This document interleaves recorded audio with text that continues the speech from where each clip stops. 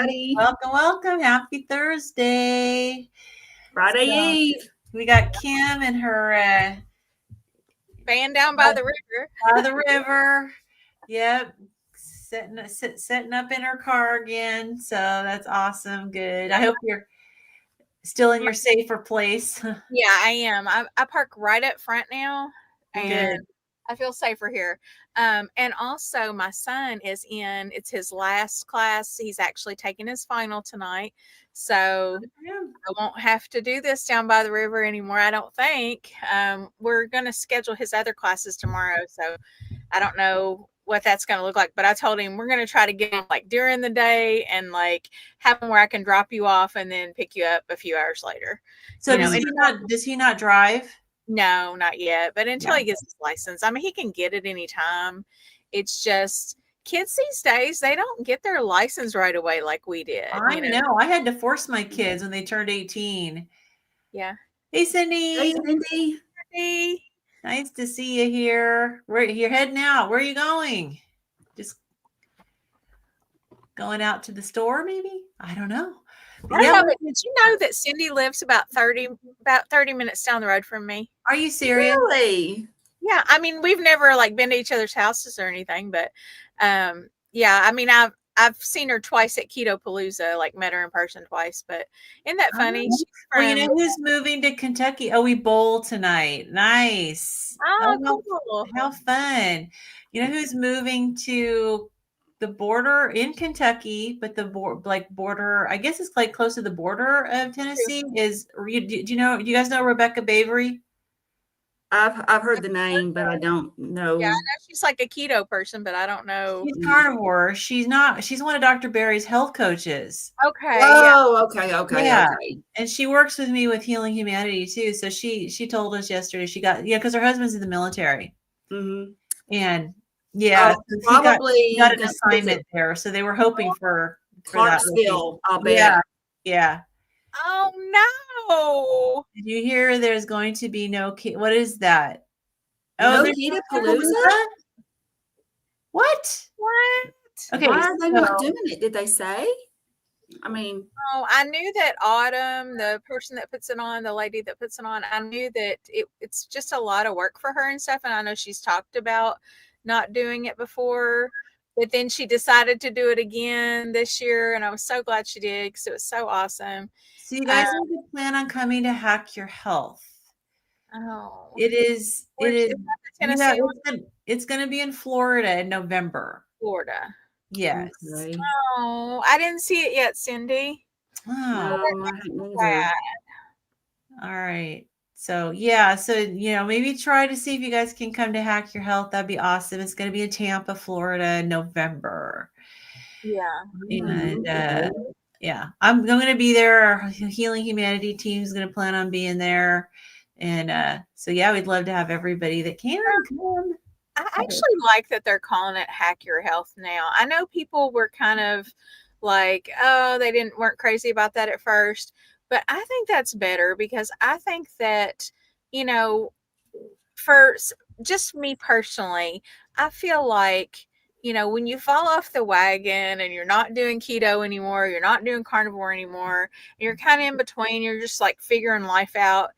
It feels like you're just like not part of the group anymore, Yeah, no, it's a good title.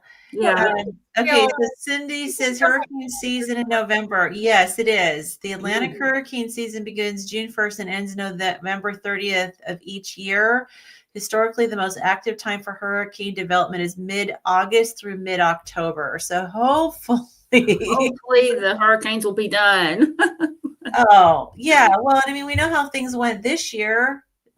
I mean, that was absolutely horrible. So I know they chose Florida in November, which I don't know. I mean, to me, they could have chosen January and I think it would have gone over just fine. I think January might have been more likely for a lot of people, just because November. Well, you're saving up for Christmas. Plus you're doing holiday preps and stuff. You just right because this year's Hack Your Health was end of May, like early June, and so Yeah, it's interesting that they chose November. So I guess, we'll see if there's still a big turnout. And I'm assuming it's not close to Thanksgiving. So we may be like right at the tail of the hurricanes, the big hurricanes. So we'll see. Let's see. She says, Robin, who coordinates Hack Your Health, is from Tampa. Yeah, I heard that. So obviously that's the reason for the location. And Tampa's great. I just would have preferred it be January, but I guess they had to have one in 2025. And who wants to go to Florida in June or July? It's hot. And that's where I always go. Oh my gosh, not me. I would be having to stay indoors all the time. No, because it's like the perfect, the water is like the perfect temperature in June and July. Yeah, it would be too humid, hot and humid for me. But then I thought Texas was going to be too hot and humid, but I know Florida's a lot more humid than Texas. So I don't know. We'll see. The humidity, and I'm from Kentucky. It's humid here. Yeah, it's humid in Tennessee.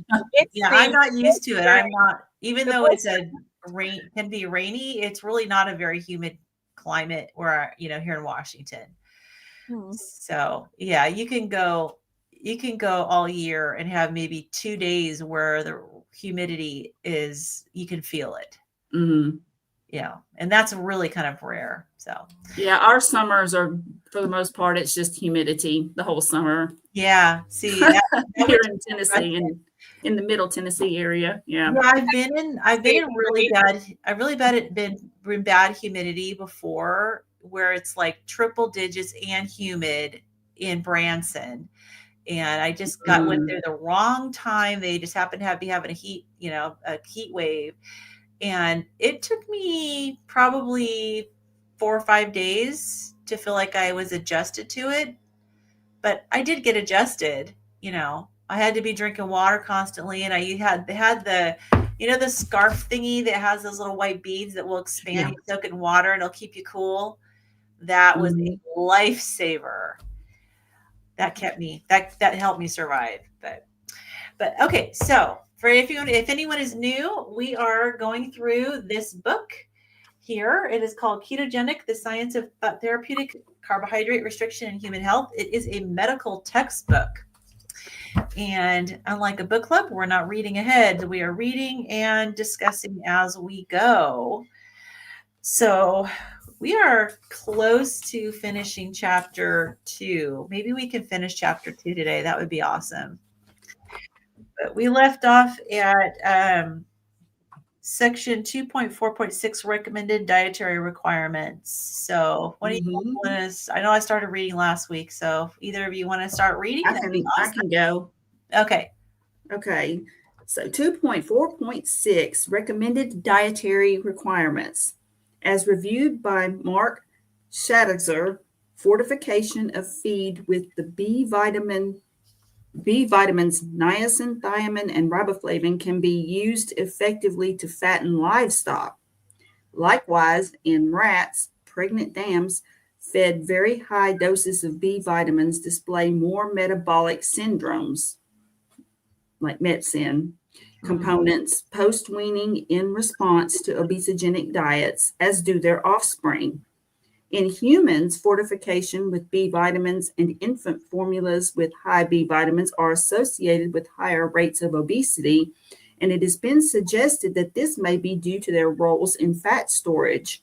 Okay, I didn't know that. I did not either. Okay, and my naturopathic doctor has me on a complex that has a lot of B vitamins in it. So, and my weight has been stalled. So I'm like, Oh, I didn't know that. So I guess to me, then there is also like a very delicate balancing act that we have to follow, because obviously B vitamins are important. Well, I had folate deficiency. Yeah. So, and they're important. You can definitely, especially there again, like with vegetarians and vegans, that if they don't get enough protein, B vitamins is an issue for them. So, right. This is interesting. I never really heard this before but it says high B vitamins. Right. So, how is that defined? That's a good question. Hopefully they'll tell us. I don't know. I never really thought about high B vitamins. So I guess we'll see. Okay. So this may interact, unfortunately, with the increased fattening capacity of fructose. In one early experiment, rats were given diets varying in carbohydrate source and levels of niacin. It was discovered that when enough niacin was provided to support a glucose galactose carbohydrate source, the same amount of niacin was insufficient to support sucrose, fructose, starch, dextrin, or glucose.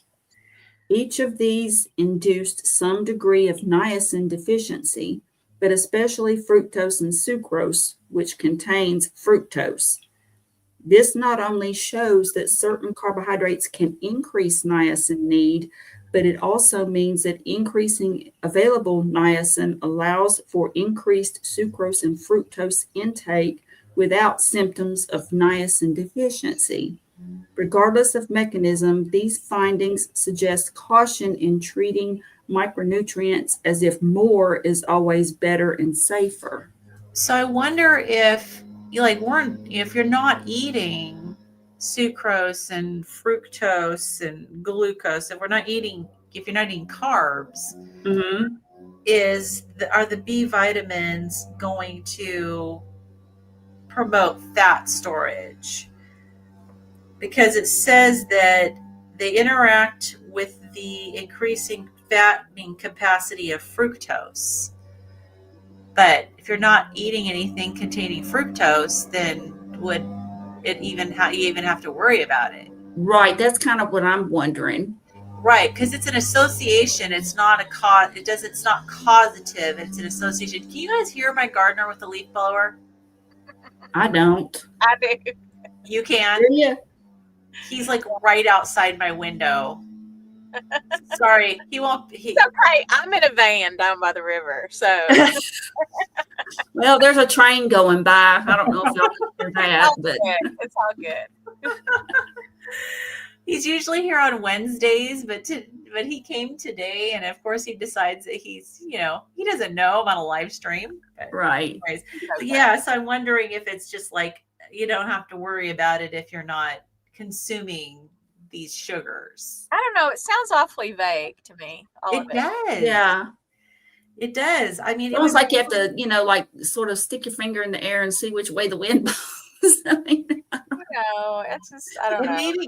Maybe if we were taking this like in a class or as a course, that this would be something that the instructor would have dug in a little deeper and could expound and say, okay, this is how they define high. Right. Yeah.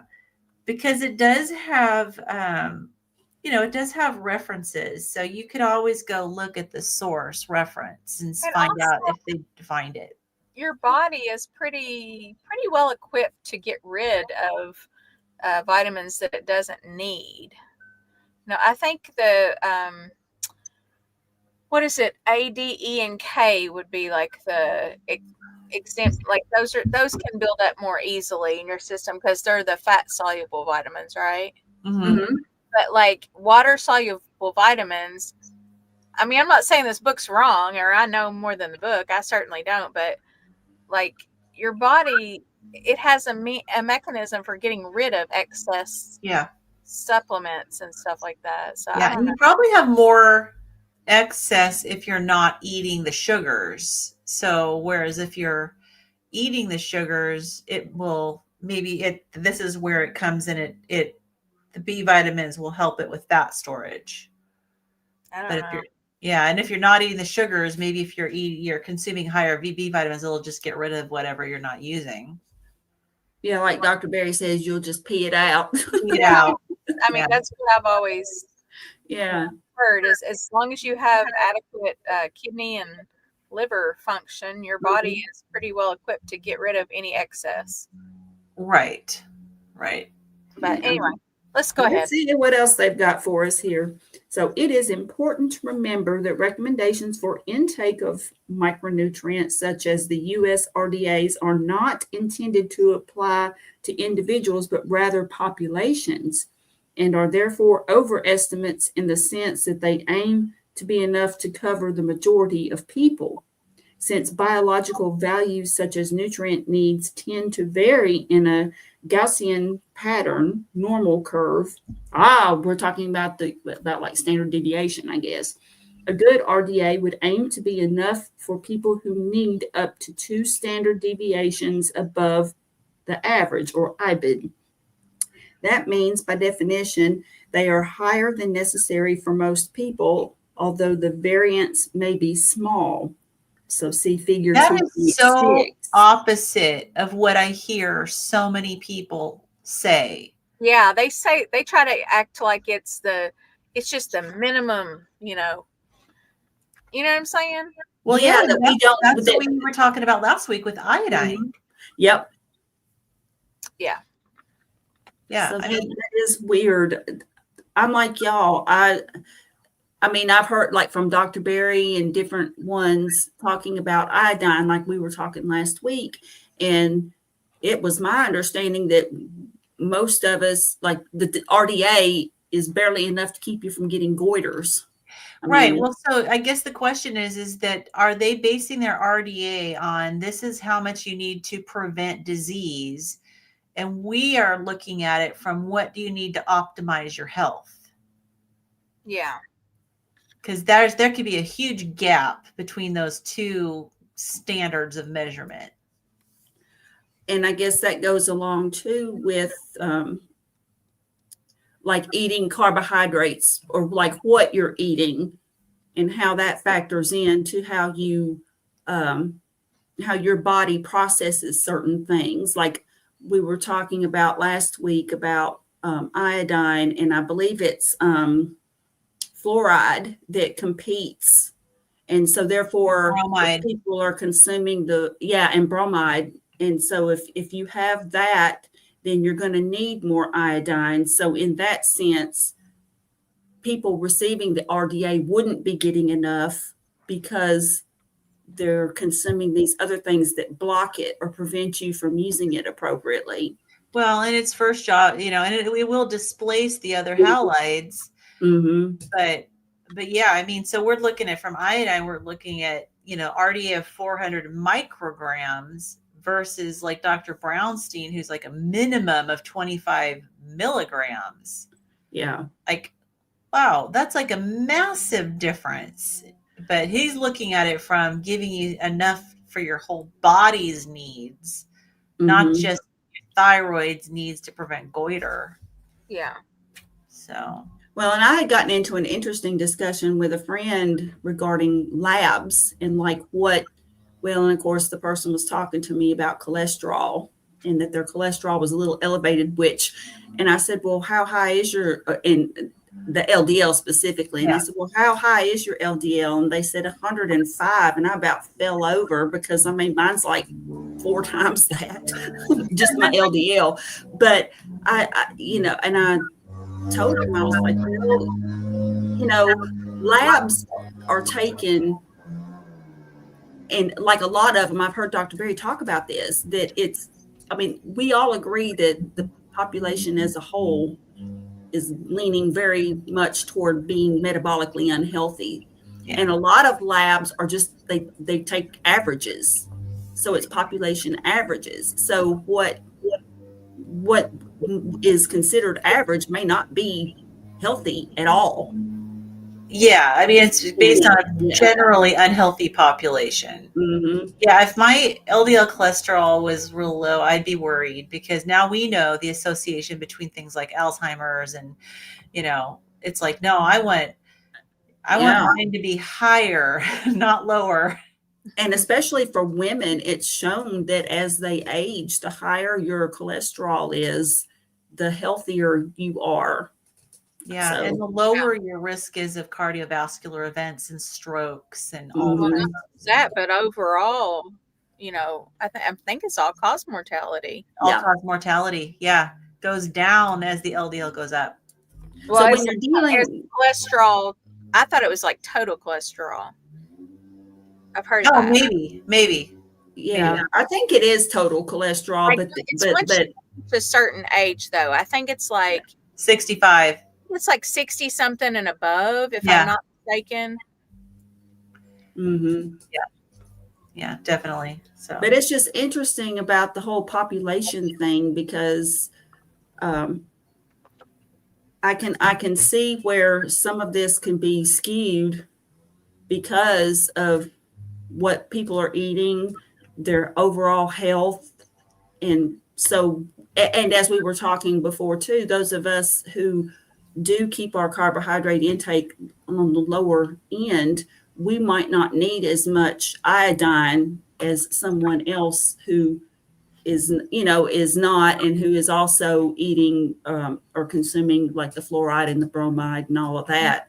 So it's interesting to figure out, like maybe that studies could be done of people who eat certain diets, and I don't know if they've tried to do that, but like isolate, okay, what are lab values for people who eat below this amount of carbs, like, and in terms of not just your traditional, because I know they test your cholesterol, but like other things, yeah. like your iodine and.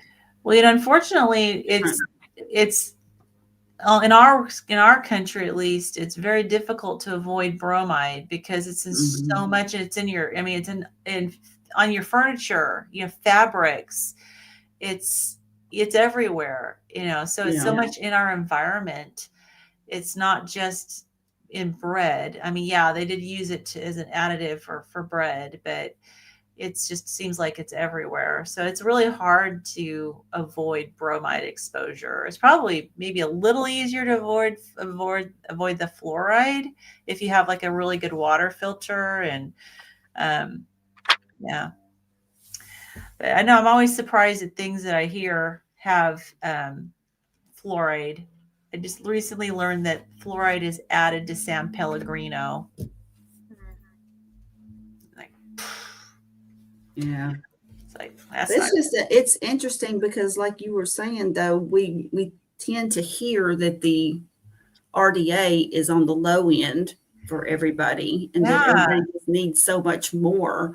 And I guess, yeah, this is totally opposite, but I guess it is. Yeah. But maybe we need to, it's really saying it's basically an estimate of what you need to prevent disease. Yeah. Well, that could be. Let's go ahead and see what else they say here. The way the quantities are estimated vary. In some cases, such as for niacin, they are intended to be enough to prevent frank deficiency diseases. There we go. In other cases, they are based on speculative rates to prevent metabolic disease. An example of this is the recommendation for vitamin C, which is much higher than what is needed to prevent scurvy. It is based on the presumption that higher doses may reduce the risk of developing diabetes or heart disease. When neither of these can be determined, for example, in the case of manganese, recommendations are based on population norms. And see, that's what I was getting at there. And then, so obviously all of these can be affected by baseline diet. Therefore, when considering the dietary needs of individuals, we may wish to examine the assumptions behind specific recommendations before applying them. That covered everything you just said.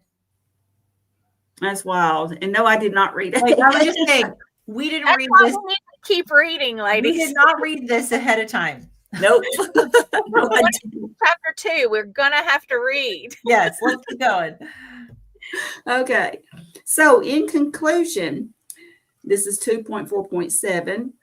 The implications of this are far-reaching. Current knowledge about nutrient needs that are based on populations eating grain-based diets form the basis of hypotheses of our evolution. For example, it has been proposed that because the brain needs high levels of difficult-to-obtain nutrients such as iodine, zinc, and DHA, that a shore-based diet was critical for the development of the anatomically modern brain. Insofar as a diet low in carbohydrates and grain in particular may have been prominent until recently, the dietary requirements for these nutrients may have been less. In general, any diagnostic lab measurement for which we have established a normal range may need to be reevaluated in the ketogenic context. Mhm. For example, just as T3 concentrations that may be indicative of hypothyroidism on a high carbohydrate diet do not always reflect hypothyroidism on a low carbohydrate diet. Mildly elevated cortisol in comparison to a high carbohydrate diet is not always indicative of MET syndrome. Indeed, to expect a value for a biological marker found on a ketogenic diet to include the same thing it would with respect to serum ranges established in the high carbohydrate metabolic context is the same fundamental error as conflating ketosis from diet with ketoacidosis. Hmm. Okay. Okay. All right. You want me to go? Yep. All right, 2.5, plant versus animal nutrition. This is by Amber O'Hearn. When we talk about nutrition, we frequently focus on essential micronutrients. As the phrase implies, these are minute particles of crucial importance. They rose to prominence only recently, replacing the previously more acute problem of starvation due to a lack of energy or protein.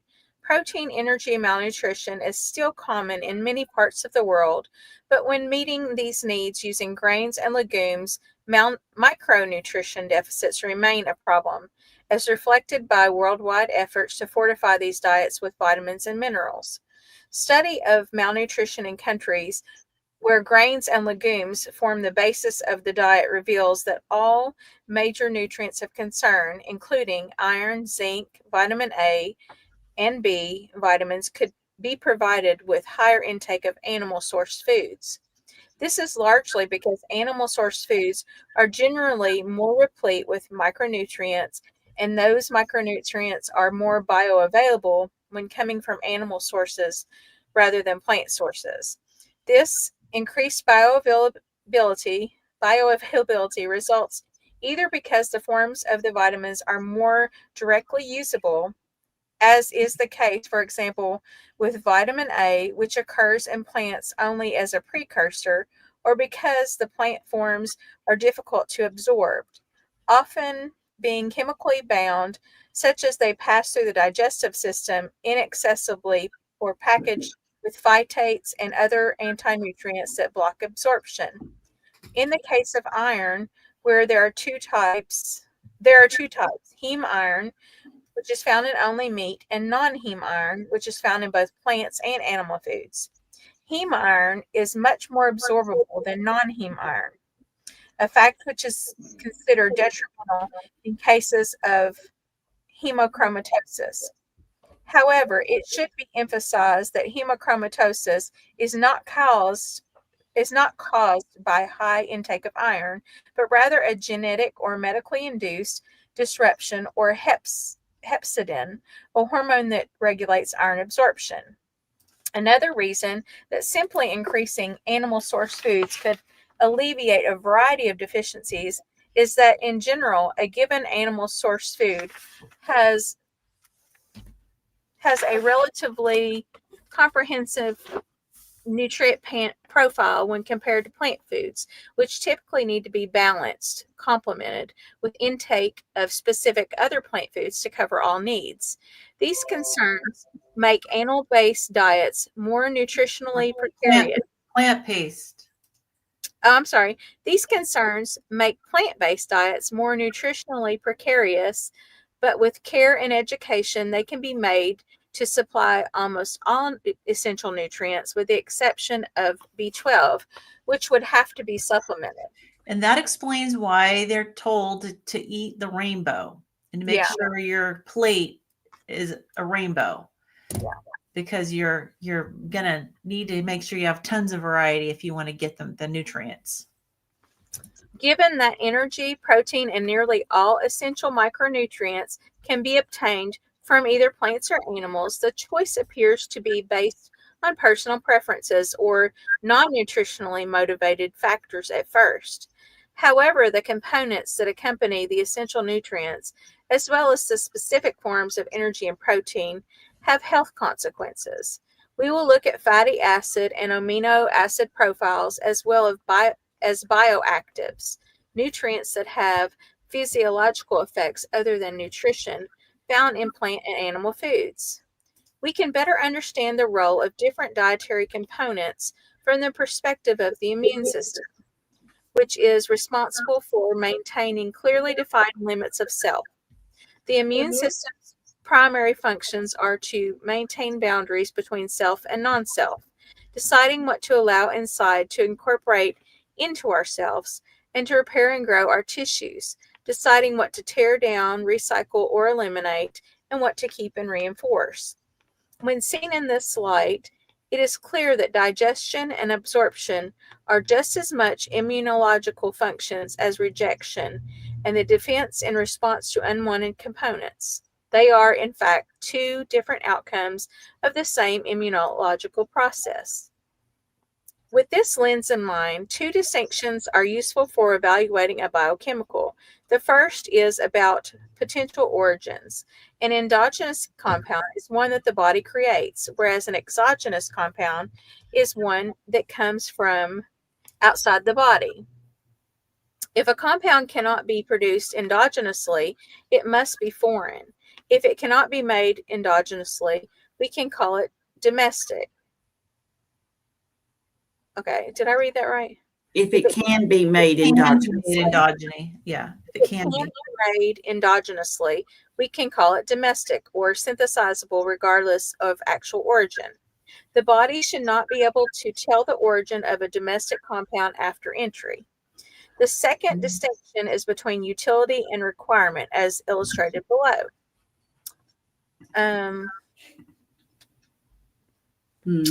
Here.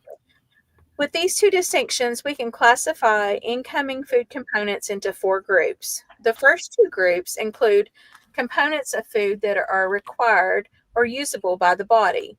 Food components we require and are not synthesizable are the essential nutrients. This is the definition of a vitamin, a biologically generated, i.e., non-mineral compound we cannot make ourselves, but we need. A very important and unappreciated class of components are known as conditionally essential nutrients. These are required nutrients that can be obtained from food, but because we have the ability to synthesize them, they are not considered essential. They're considered essential only conditionally upon inadequate synthesis. One issue with this classification is that adequate synthesis is not always possible. Even if a deficiency can be created by not consuming an exogenous source, such as a nutrient, will always be relegated to conditionally essential status based on the technical definition of essential. DHA is an example of this with infants. Human babies can synthesize DHA from the omega-3 precursor alpha-linoleic acid, or ALA. However, infant formulas contain it because synthesis is deemed insufficient for optimal brain growth. However, note, that a Cochrane review found no difference in vision or neurodevelopment in full-term babies fed formula without added long-chain polyunsaturated fatty acids compared to those fed LCPUFA. Okay, long chain polyunsaturated fatty acids. Supplemented formula. This may be due to an accessibility of stored LC-PUFAs in infant adipose tissue. All right, this is really long. Somebody else want to read? Sure, I can pick up from there. Components of food that are not required or usable are also of two kinds. If they are synthesizable, then they are necessarily familiar to the immune system, which should already have pathways to eliminate them as waste. On the other hand, if they are foreign, they are called xenobiotics, xeno meaning foreign, and the immune system will mount a defense against them, minimizing absorption and prioritizing excretion should they pass through. Xenobiotics can also have anti-nutrient activity, meaning that their action is subtractive, resulting in a net increased need for nutritive elements.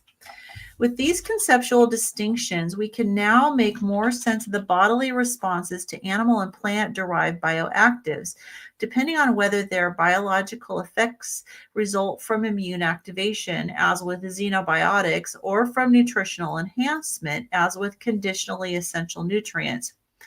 Plant food advocates frequently cite the beneficial effects of bioactives found only in plants as evidence that plant-based foods should be included and prioritized in the human diet. In accordance with the promotion of recognition of these effects, there is a recent trend to rename phytochemicals, phyto meaning plant, as phytonutrients. One early but ultimately incorrect idea about how plant bioactives might promote health is based on the fact that some phytochemicals exhibit antioxidant properties in vitro, which combined with the contemporaneous antioxidant theory of aging to suggest that plant-derived antioxidants should improve health and longevity.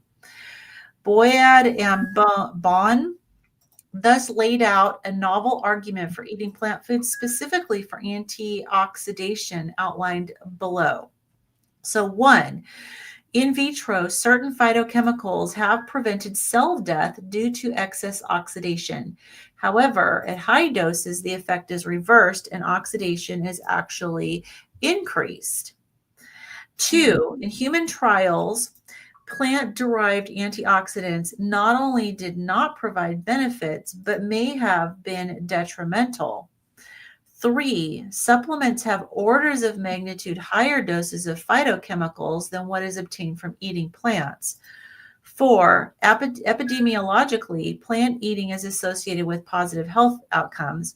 5, therefore, eating plants must correspond to the beneficial low-dose case of exogenous antioxidants. There are 2 problems with this argument. The first is that plant foods cannot deliver the quantities of phytochemicals clinically shown to have benefit. For example, the polyphenol resveratrol, which has been shown to increase lifespan in some, but not all animal studies, is found in common foods such as grapes, chocolate, apples, and tomatoes. But the amount of those foods one would need to obtain a therapeutic dose would be in the hundreds or thousands of kilograms. Somewhat less dramatically, quercetin, found in highest amounts in onions and tea, has a bioavailability of about 1%, such that supplements intended for therapeutic doses contain about 100 times the amount normally obtained in a Western diet. Although for residents of Japan, this factor is reduced to 10 to 30. Sulforaphane is considered the most bioavailable of food-derived polyphenols with studied benefits, having orders of magnitude more bioavailability than other common polyphenols. However, many factors affect its abundance in plant sources. Dietary sulforaphane comes in significant quantities from cruciferous vegetables, which are all human-bred variations of the wild mustard plant. Of these, the highest in sulforaphane are raw cauliflower, cabbage, broccoli, and broccoli sprouts. With a clinical dose of about 350 milligrams per day, this would take somewhere between 230 grams or half a pound and 1.5 kilograms or 3.5 pounds of raw broccoli daily to achieve a estimated content variation. That's a lot of broccoli. Wow. Especially raw. Oh, and cruciferous vegetables make you gassy. Oh, okay. But not only is there variability such that a consumer cannot count on reaching this level at the lower end of intake, other components of the plant, such as myrosinase and epithiospecifier protein, can significantly affect the activation of sulforaphane and are not quantified. Moreover, cooking and even storage rapidly induces losses that would approximate double or triple the required portions. And since raw cruciferous vegetables also contain goitrogens that may be safe in small quantities, but less safe in larger doses that persist over long periods, Even a concerted, successful effort to obtain therapeutic concentrations of sulforaphane from food may cause as much harm as good. Another way to evaluate whether a beneficial antioxidant effect can be obtained from plant foods is to look directly at concentrations of antioxidant markers after eating a diet that includes them. However, in a meta-study looking for beneficial antioxidant effects from foods rich in flavonoids and other substances thought to have antioxidant properties, most had none, leaving the evidence equivocal at best. The authors speculated that this could be due to benefits only being available to those in poor health.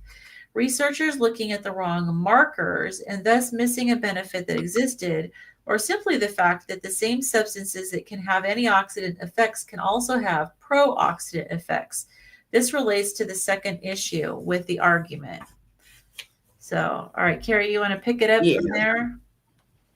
Although some phytochemicals have antioxidant activity in vitro, the mechanism underlying antioxidant benefit stems from immune system activation in an attempt to prevent phytochemicals from entering the body, rather than their use in essential bodily functions as a nutrient is normally defined. The mechanism is via NF-E2 related factor, or 2NRF2, a transcription factor involved in regulating oxidation and detoxification, and its mammalian regulator Kelch-like ECH-associated protein. So I want to just make sure I'm clear on what I'm understanding here. It sounds like what they're saying is that some of these chemicals in plants can create basically an autoimmune reaction. That's the way I'm interpreting it. Okay.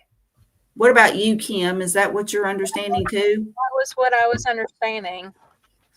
Okay. Okay. And you know, the fact that you would have to eat so much that it would be harmful in other ways from eating that much is like, wow, I truly just eat vegetables just for fun.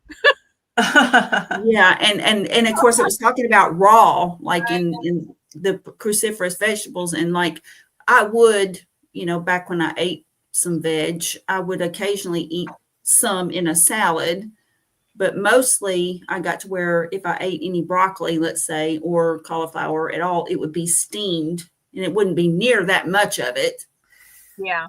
And then it had cheese on it, so I never ate it raw. So basically, I don't guess I was getting much of anything out of it. Yeah, it has even less.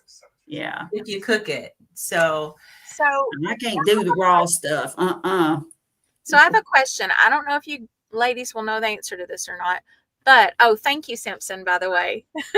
Yeah, I wanted to make sure you saw that. Hey, Josephine. I wanted to acknowledge it so you could put up Josephine. But anyway, so I have a question. So do you think that Lynn, you said that cruciferous vegetables cause a lot of gas, and I don't really have that experience. So I was wondering if maybe could that just be based on what your gut microbiome is? Yeah, not everybody has that reaction. It just happens to be a common reaction.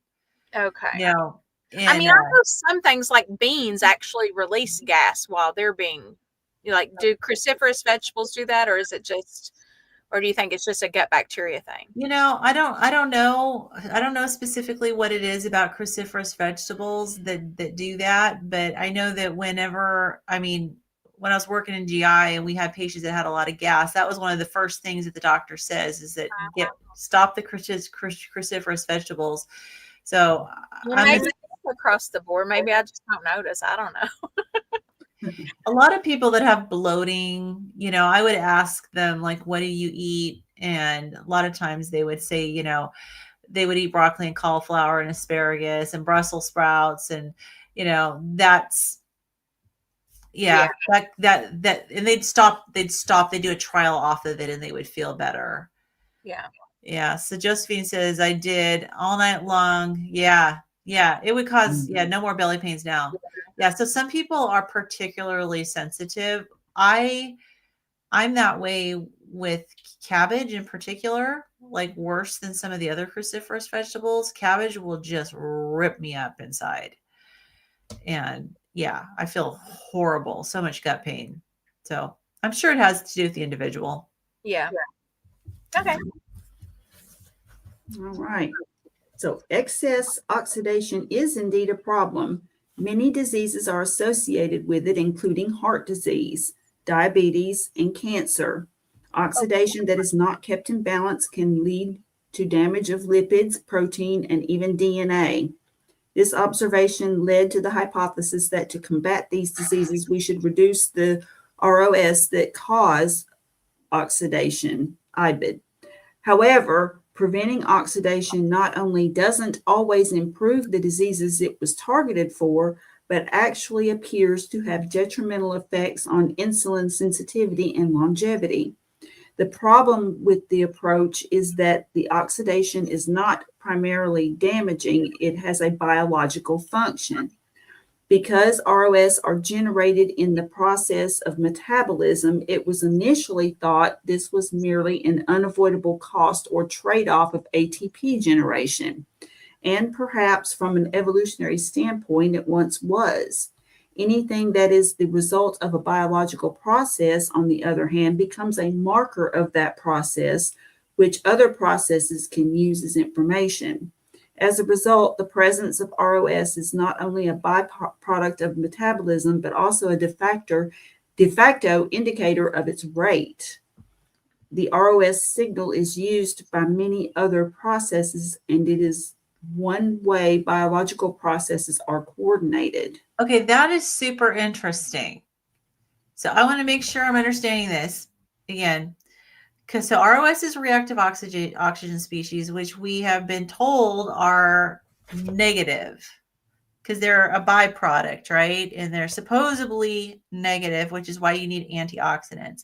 So this is saying that yes, although it does have a negative contribution to disease, it also has a positive role in the body as basically as the metabolic processes take place, you produce ATP, you've got a byproduct of reactive ROS. The body is basically using the quantity of ROS as a signal to jumpstart other processes. Is that the way that's the way I'm reading it? Yeah, it says that this signal is used by many other processes and is one way biological processes are coordinated. Right. So it has a role. Yeah. I've known for a while that, like, okay, oxidation, that actually causes aging, right? And, has detrimental effects. So ROS, basically. But then also, I remember reading something where I was like, wait a minute. So oxidants are good. So why are we taking antioxidants then, or why are we trying to get antioxidants? Because Maybe there's it's excess. So I think that's what this is. Yeah. So, I mean, maybe it's the bad, standard American crap diet is producing excess. Like we need reactive oxidation, the oxidation, but we have too much, maybe. That's entirely possible. That it's overkill, basically. Probably. Yeah. As is everything else resulting from the sad diet. Mm-hmm. So it's just put our whole systems out of whack. So when you've got, especially since it's showing that it's a way that the biological processes are coordinated. So it's sort of a chain reaction there. Right. Yeah. Yeah, definitely. Interesting. Yeah. So given that ROS is a normal product of metabolism and also an important signal, but that excess, ROS can cause runaway damage, it is not surprising that in a healthy individual, ROS is very tightly regulated, such that it is neither too little nor too much. NRF2 is an important contributor to this regulation. The result of NRF2 activation is to mitigate damage in part by stimulating the endogenous synthesis of antioxidants. So in other words, you trigger your own. Yeah. In a normal, healthy person, oxidation is kept in check simply by sensing oxidation and responding with antioxidation. This system is overwhelmed when there is a lot of damage. In this situation, external NRF2 stimulation can promote increased defense and antioxidation. A wide range of modern medicines, both pharmaceutical and herbal, are mediated at least in part by NRF2 stimulation. Interesting. So an immediate problem with this strategy, however, is dose. Any medicine that works by provoking the immune system will have a hormetic pattern of effect. That is, with any toxin, exposure to a xenobiotic will be beneficial to a point after which it overwhelms the system's ability to respond. This is exactly what we see with NRF2 promoters in medicine, where the curve of benefit eventually becomes negative. So you see figure 2.7. The difficulty is in assessing at what dose each response would occur, given that the prior health of an individual and the sum of the intervention he is undergoing will determine how much more stimulation is tolerable. The appropriate dose will depend on how much NRF2 stimulation is already occurring from other sources. Keto adaptation already involves NRF2 activation. In an in vitro study of rat hippocampal mitochondria, it was discovered that oxidation increases over the first few days, leading to an increase of NRF2 and enough endogenous antioxidation to compensate for this effect.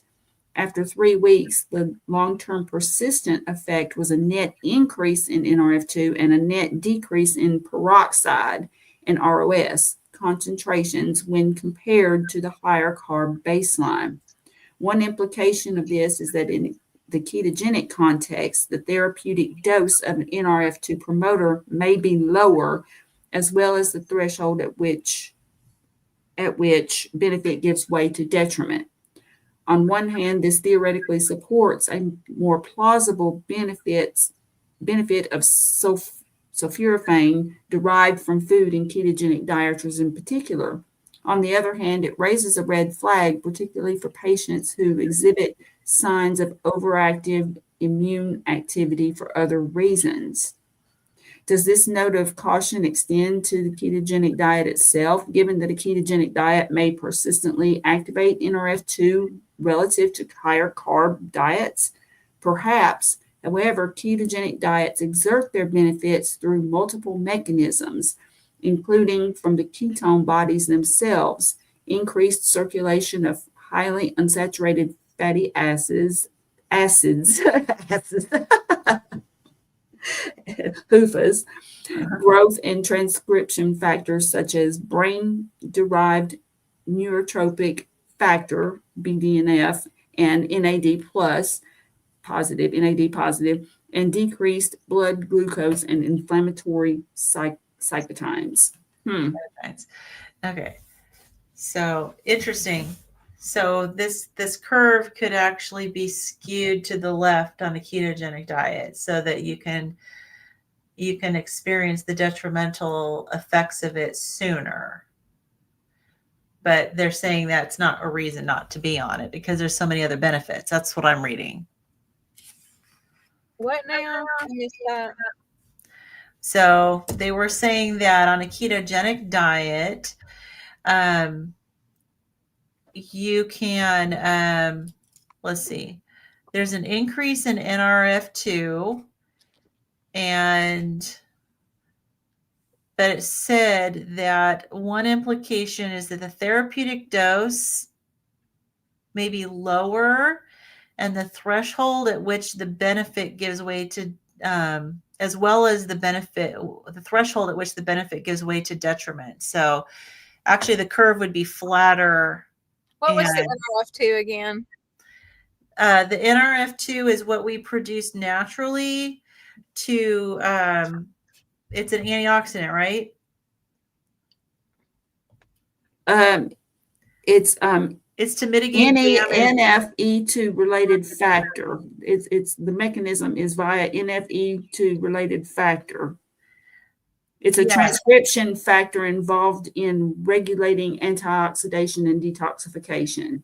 It stimulates our bodies to produce our own antioxidants. Okay. Yeah. So you were saying what now? So on a ketogenic diet, so if you look at the graph, this is for, I guess, just a normal, not a ketogenic diet that looks like the benefit is the yellow part. And so there's like increasing benefit for, as an antioxidant or activating antioxidants, but then there's a decrease in benefit. So it becomes more detrimental after a period of time. They're saying on a ketogenic diet, it takes a lower amount to experience the benefit, but then you also experience the drop off into, it being detrimental sooner. So it's going to be a different curve on a ketogenic diet. But what I'm reading is it's saying it's something to note that there's a caution there, but the benefits basically, it sounds like that they're saying the benefits outweigh the risk. And how would we know if we got to that point? Yeah, I don't know. I mean, that's the thing. How do you even know whether I mean, this is just automatically happening inside of our bodies. I mean, this is kind of where we use Dr. Berry's theory of like, don't worry too much about it. Just, just real quick food and your body will take care of itself. Yeah. Hey, Dr. Nelson. Hey, Dr. Nelson. Yeah. But the fact is, it is happening. And this is one thing that is maybe not as good when it comes to ketogenic diets. So. All right. I think we're going to finish this chapter.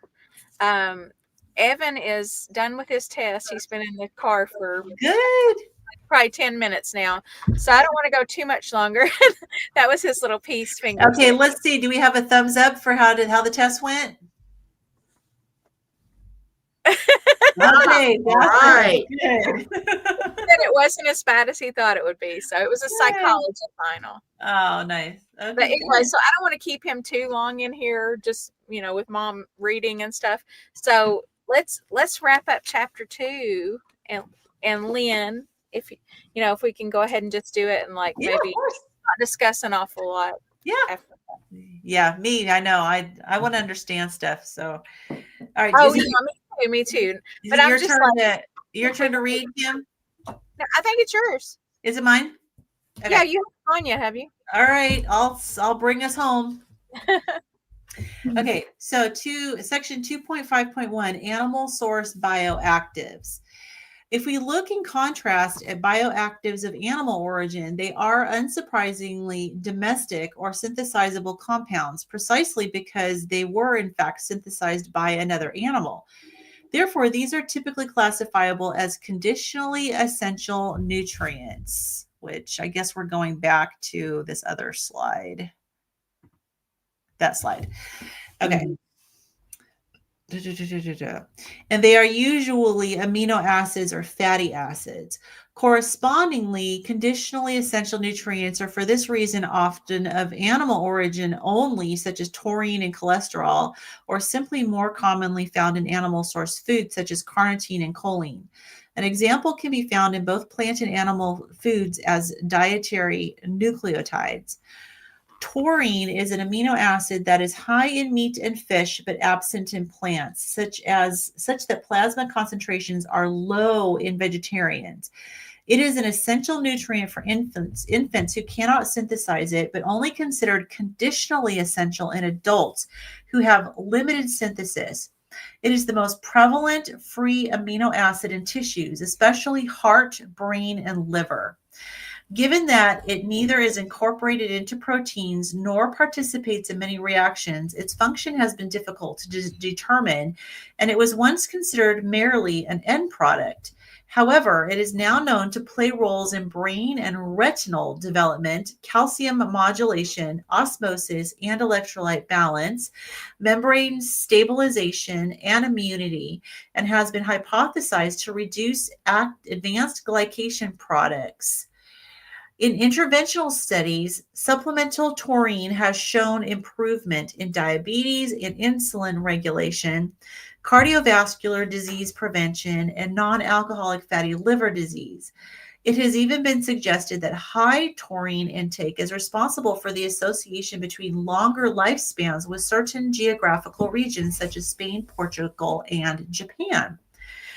Carnitine is also conditionally essential with limited biosynthesis. It can be found in some plant sources, but rarely, and vegetarians have lower concentrations, as well as reduced capacity for carnitine uptake in skeletal muscle. It has important roles in fatty acid metabolism, heart function, and the immune system. Echoing findings for taurine, carnitine may be fully essential in newborns, and relative deficiencies of it develop and associated with multiple diseases, especially of the heart and liver, that in turn may benefit from its supplementation. Carnitine requires vitamin C for its synthesis, and therefore dietary carnitine may spare vitamin C. Because fatty acid oxidation is upregulated in ketogenic diets, carnitine may be especially needed in that context. And in fact, some studies have suggested that a ketogenic diet depletes carnitine. However, as these were in the context of epilepsy treatment and anticonvulsants can deplete carnitine, the effects of the diet alone is not clear. Nonetheless, inclusion of carnitine sources during a ketogenic diet may be warranted. Dietary nucleotides and nucleosides are examples of bioactives found in both plant and animal source foods. Because they are components of RNA and DNA, they can be found in foods high in purines and pyrimidines, such as meat, but especially seafood and organ meats, as well as legumes and yeasts. Exogenous nucleotide sources appear to be critical for immune competence as well as intestinal development and recovery. Breast milk is also high in nucleotides, probably for these reasons. In animal studies, dietary nucleotides have increased brain phosphatidylcholine, whatever that is, DHA, AA, and improved learning and increased longevity and helped intestinal repair after varied injuries. Purines have often been implicated in gout because their breakdown contributes to total uric acid load. However, gout is not a necessary result of high uric acid, and is in the absence of pre-existing gout or in metabolic syndrome, high uric acid may have benefits. That's interesting, specifically for cognition. Okay, that's interesting. All right, when a conditionally essential substance is shown to provide medical benefit, there is an argument to be made that our bodies, quote unquote, expected those substances in food, which is why synthesis is low. Given that meat has always been an important part of the human diet, animal source bioactives may be essential in the quantitative sense, implying that synthesis is limited to suboptimal levels. Nonetheless, many of the above studies demonstrating therapeutic benefits of taurine and carnitine used quantities that exceeded plausible food intake. That was dumb of them, leaving it unclear how much benefit, if any, would be obtained at lower concentrations. For reviews including therapeutic doses used, please see, and they gave a couple references here, for taurine and carnitine respectively. Elucidating what conditions would make these nutrients essential could reveal that essentiality is for some of these the common case, not a special one. A similar argument could be, and has been made for xenobiotics, that the body functions better with them in a way that suggests they are expected evolutionarily. However, as previously stated, this argument is predicated on their ability to act through food, and unlike taurine and carnitine, food level doses are known to be ineffective. As a result of the dose considerations and mechanisms of actions, it appears that the role of xenobiotics is more medicinal than nutritive. So 2.6 conclusion, one last paragraph and we're done with this chapter. Animal and plant-based foods can both provide calories and essential vitamins and minerals, but the total nutritional effect of individual food items will be determined not only by their direct contributions to chemical and material needs, but also by the other components they bring with them. Other food components' biological effects can be viewed through an immunological lens to determine whether they are simply contributing more resources than the body could make itself, conditionally essential nutrients, or whether they are foreign substances that trigger a boundary challenge. Sparing functions are provided by conditionally essential nutrients, whereas xenobiotics, such as phytochemicals, promote improved defense and repair. Both may have a positive impact on health and are active research topics. Okay, yay. We finished. So that's just basically saying some of these anti-nutrients are actually beneficial because they help keep our defense system strong. That's what I'm getting out of that. So just like we need like bad bacteria. I remember taking microbiology. They said you need 15% of your gut microbiome should be harmful bacteria to keep your immune system active. Yeah. So awesome. All right. Chapter 3 is the endocrine system. Yay. So we're going to start getting into we're going to get talking about specific disease processes and functions of the body. So that's cool. Mm-hmm. Yep.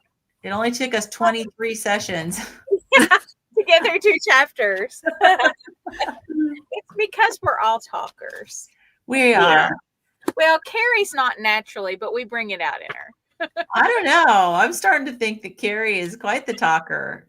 I go in spurts. Yeah. I know. I figured out that I get more of my talking out on camera, and I don't really talk a whole lot when I'm not on camera. That's funny. Awesome. All right, good.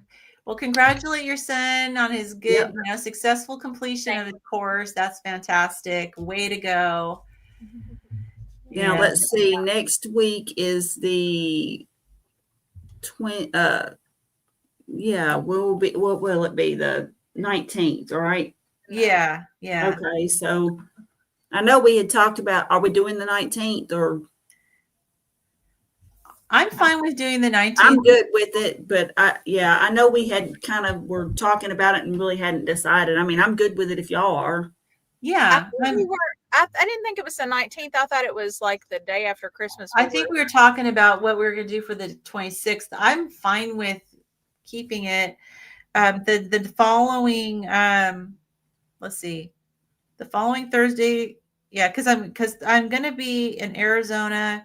We're leaving January 3rd. We're returning back January 16th. So the only day for me is the 16th of January, which is a Thursday, is a travel day for me. So I know that that's one that I have to skip, but I'm okay with everything up to that point. Okay. So, but it's up to you guys. I think that maybe we should just after Christmas, we should just take off till after the first of the year, but I don't know. That's only 1 week. I mean, till the holidays are over or whatever. Yeah. So are you saying do next week and then take off until whatever the first Thursday in January is? That's January 2nd. Can we do that? Yeah. Okay. Yeah, that's fine. That way, because the day after Christmas is usually kind of tired. Yeah. Yeah. Yeah. Yeah. Okay. All right. All right. Cool. So we'll be here next Thursday. Then we'll have a break for the day after Christmas, and then we'll be back after the New Year. Okay. All right. That sounds guys, good. Thank you. Awesome. Thanks, everybody. All right. Thanks, everybody. We'll see you next week.